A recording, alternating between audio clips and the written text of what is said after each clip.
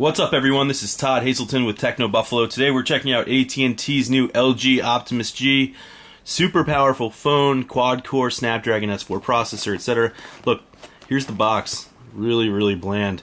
I think this is just a pre-launch box because usually you'd have the logo and fun stuff like that here. Let's dive right in. Here's the phone itself. It's got a 4.7-inch screen. Quickly move around. You've got the volume buttons, 3.5mm headphone jack, 8 megapixel on the back of AT&T's version, not a 13 megapixel version camera as you'd find on the International or Sprint's version. Power button here also has a nice LED around it. I hope to show you in the video. Micro USB port charging on the bottom, and then this glass back and front. It's really nice. It's probably one of the nicest handsets I've seen since, the iPhone 5, Galaxy S3. It's definitely up in that arena. As you can see, though, it's getting fingerprints on it, and I literally just washed my hands, so very attractive to fingerprints. Through the box, I'm not sure if this is the final packaging because, like I said, the box is all weird and bland. LG Optimus G, a guide here, how to get apps, product safety and warranty information, you guys know all that. And then the USB cable and your dongle, or travel adapter as they call it. So no headphones in the box, which is sort of not usual, at least for high-end smartphones. In any case, let's go through the phone itself and I'll show you all the features. Okay, so here you can see we have the device booted up. It's got this beautiful display. It's a true IPS display, 4.7-inch screen rather, with a 1280 by 768 resolution. It's amazingly sharp, guys. You'd have to see it to believe it, but the viewing angles are very nice. Everything's great. It's got that water effect just like Samsung does on the Galaxy S3. That quad-core processor flies.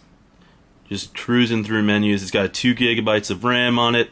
Nice thing AT&T did here, which I didn't show you in the opening, so they actually have a micro SIM card slot and then a micro SD card slot for expandable storage. So it comes with 16 on board, plus my unit came with 16 gigs already on it. So you get 32 out of the box. See, it does landscape mode rather nicely there. One of the awesome features about this phone, and there are plenty in the time I've spent with it, is quick memo. So say I'm here on the home screen, or actually, you know what, I should bring up maps. Whoop, actually we've already done it. But you can, so I'm circling, like, hey, you need to download Chrome right there, and I've drawn an arrow. And you can use different tools or erase or whatever, and then save it as an image directly to your gallery. It says save to gallery, and now I'm back on my home screen. So, say for example, I don't know, here's my calendar. I have interviews today, and the Rangers aren't actually playing. But anyway, quick memo, and I'll say, hey, look at the forecast for my hometown. Save it. It's an image, and I can send it off in a text message or an email to anybody. It's really quick, and while you don't have a stylus like you do with the Galaxy Note 2, you do have that useful feature, and I actually have enjoyed using it so far. Let me show you another thing, actually. I love this game, Rayman Jungle Run, and the display makes it look that much more awesome. Here, I'll do one of the easy levels and just show you. But you can see just how fluid everything is here. The quad-core processor. This game probably runs on a lot of lower-end handsets too, but I'm just amazed by how beautiful everything looks. Let's go into some of the other features here. I don't have any videos on the phone yet, but we'll go in. You can see the custom menu. Now you can play videos on top of the screen, just like you could with the Galaxy S3 or Galaxy Note 2. You can actually change the opacity of the video. So, say I'm writing a note or an email, I can actually still have the video playing here. Or on my HD TV with DLNA, I can send it off there. But separate here in apps, downloads, and widgets. And let me show you the settings menu because it's a little different than most Android phones here.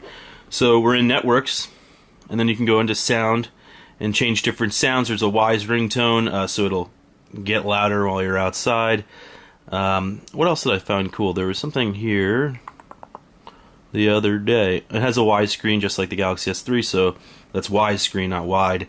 So it knows if you're looking at it or not. Auto rotate, aspect ratio correction. Front screen lights, so you can turn off these buttons on the front or leave them on. And then it's not on right now because I don't have any notifications, but there's a soft red glow around the power button here for notifications, which is really nice. And I want to say it has smart mode Oh, quiet time. That's what I wanted to tell you about. So quiet time is pretty cool. Mine's set for 10 p.m. to 6 a.m. so that the phone's not buzzing constantly during the night while I'm, trying to sleep. Brightness. This is something that's kind of frustrating. So right now it's at 100% brightness. I just moved it up. But the other day I noticed that it would go down to about 66% and say it was too hot to go higher. I thought that was really weird. So for that, you might want to do quad-core control. This optimizes the CPU to control your battery life, make it longer. I have it on because I prefer my phones to last longer, but if you want it off, you'll get all the time quad-core processors, but eco mode sort of allows cores to operate when they're needed and sort of go back to sleep when they're not needed. In any case, that's a quick look here. You can see that's LG's UI, but it's not too intrusive or anything like that. Oh, the 8 megapixel camera. It's actually pretty decent, despite, I don't know, I can't take a picture of a white box. What would that show you? Here's my Note 2. It's actually pretty decent. It takes pictures really quick.